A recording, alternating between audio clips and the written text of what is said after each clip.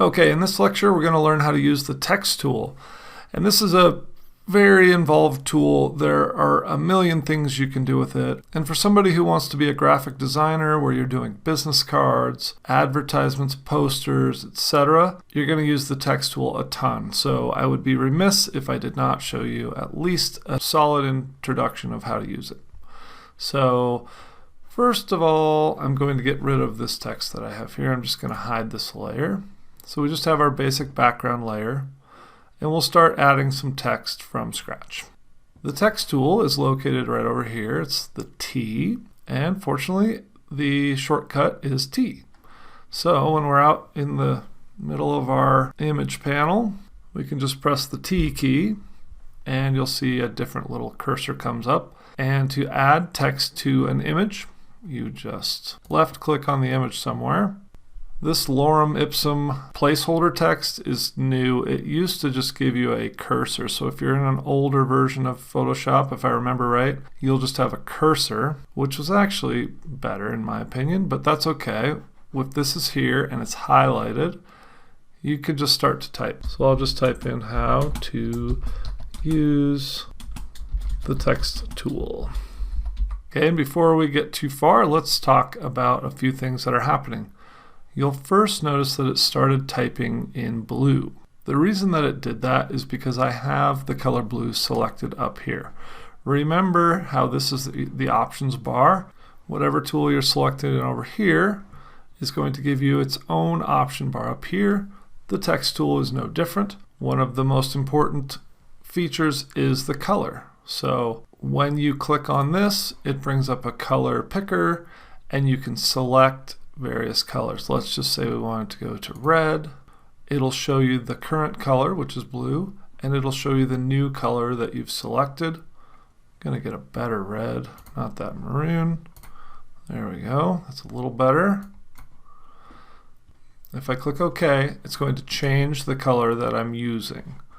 Now you'll notice when I click OK, it didn't change the text. The reason is because I've already typed that text in blue, and now my cursor is over here.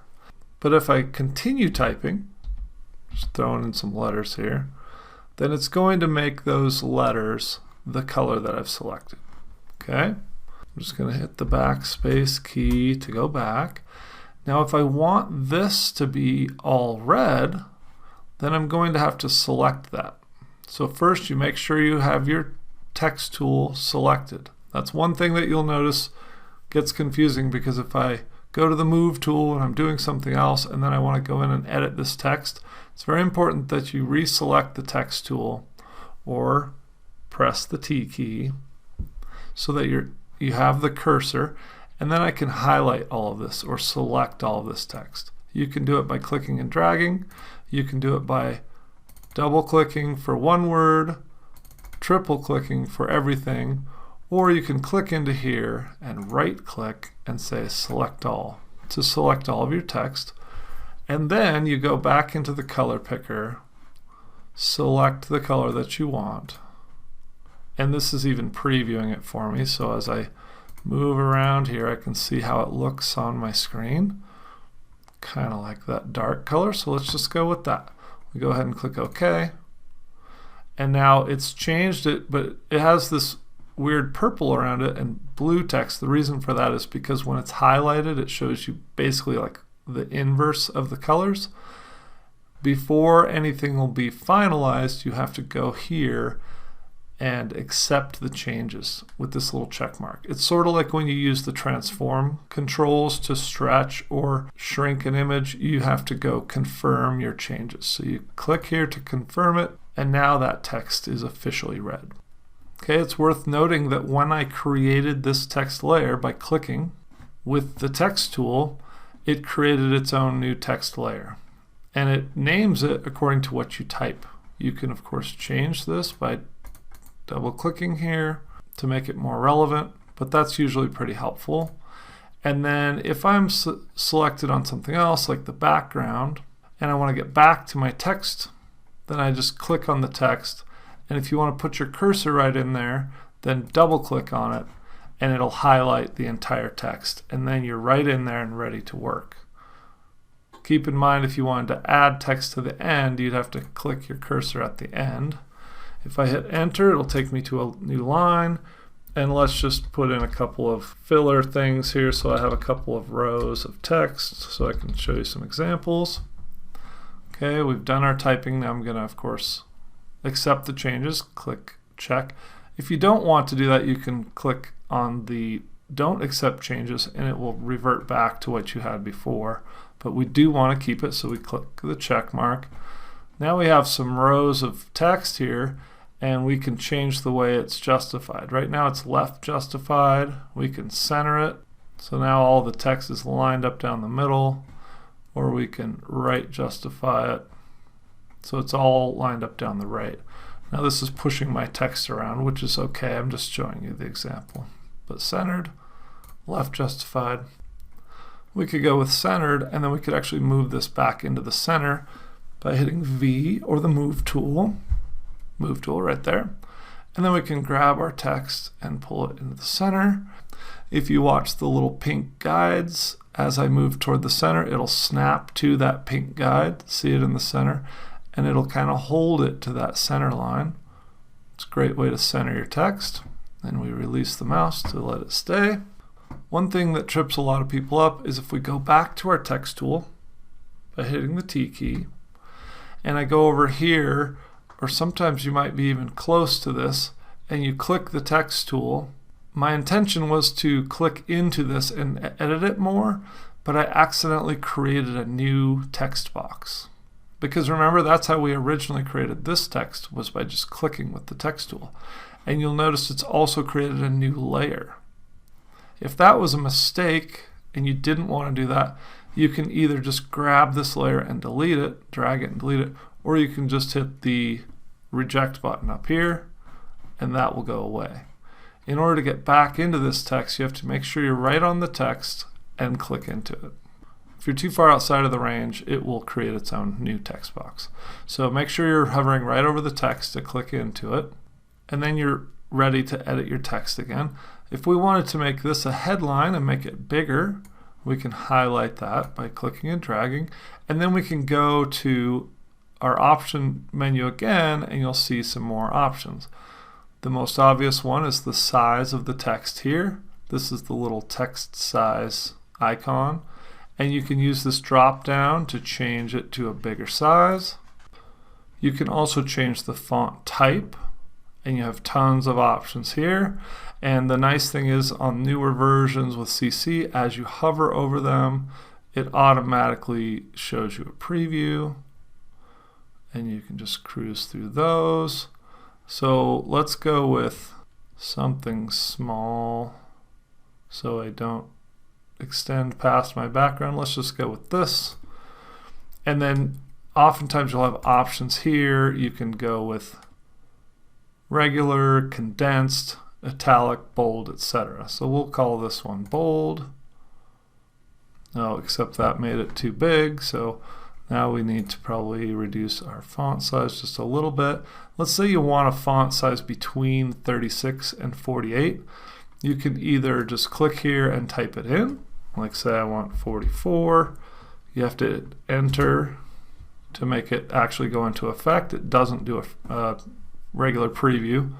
Or you can hover your cursor over this text tool and click on it and then drag, and it will go in 1 point increments, which is kind of nice. And then again, when you're ready to confirm those changes, click on the confirm button. Before I do that though, I'm going to go ahead and go down here and delete all these just by hitting the delete key. And then I'm going to show you how to distort the text a little bit, which is kind of fun. You go into here and just click on that, and it has a warp text box. We'll just move that into a convenient spot. And the first thing you'll see is your style. So you click the drop down and you have all these different shapes that you can distort your text into. Probably the simplest and most straightforward is just an arc. Notice it just immediately blew it off the screen into a big arc, and that's okay. We'll fix that a little bit. You can change the percentage by which it's being bent, And notice how it still stays in the text tool shape. It doesn't go to a pointer, and that's fine. You just can still use it. You click, and then it becomes a pointer, and then you just distort it or undistort it to reduce the bend, something like that. And then you can change the horizontal and vertical distortion as well. I'll just show you what this looks like. So it stretches it on one end or the other end. Put that back to 0. You can also just go here and type 0. And then the vertical distortion looks like this. So it stretches the bottom, or it compresses the top. As you go this way, it stretches the top. Okay, so we'll leave this one at 0 as well, and just use the bending to distort it. You can also do a negative bend, so it swoops like that. But we'll go back to just a little bit of an arc. And one thing to notice, if you want a bigger arch and you're going to go like this, and for now it's off the screen, right? That's okay. You can just select OK. And then you go back in here, 3 clicks to get it selected, and then you can reduce the size of your font a little bit to make it fit. And then confirm your selection or your changes. And then you go back to your Move tool by hitting the V key. And you can just, of course, make sure you're still selected on the text, and then you can just grab it and drag it. Or you can use the arrow keys, pushing down with the arrows or up with the arrows. If you hold the Shift key, it'll jump. I think it jumps 10 pixels at a time, so you can do a little quicker. Or you can hold the key down and it'll jump a whole bunch. So those are good ways to move it a little bit more precisely. And then one more group of tools that you can use to edit your text is the character panel over here. And I'm going to just left click and drag that out here and plop it right here so it's a little easier to see. And this gives you the same color picker. You can select colors and a whole bunch of other tools, and I'll quickly go through these and then you can play with them. You can again select your font, whether you want it bold or regular, etc. This is your font size. Again, you can adjust the size of your font like that. This is kerning, which is the space you get between two characters. So if I go to my text tool, and if I see two characters that are spaced weird, like let's say I wanted a little more space between the X and the T, then you can click and drag on the kerning, and if you watch closely, notice as I drag to the left, the space gets shorter. As I drag to the right, the space gets bigger. And this is something you don't want to mess with a lot, but sometimes there are instances where you get a really weird spacing, like one letter is spaced bigger than another and it just looks wrong when you're doing graphic design. So by selecting between two characters, you can adjust the kerning. Note that if I'm selected on the entire thing, the kerning does not work, okay? Because it's looking at individual spacing between two characters. Okay, this is the vertical scale. So if I'm selected on just one letter and I change this, it's going to make that letter taller. And a better example, let's Control Z, and let's say I just wanted to do the first letter really big.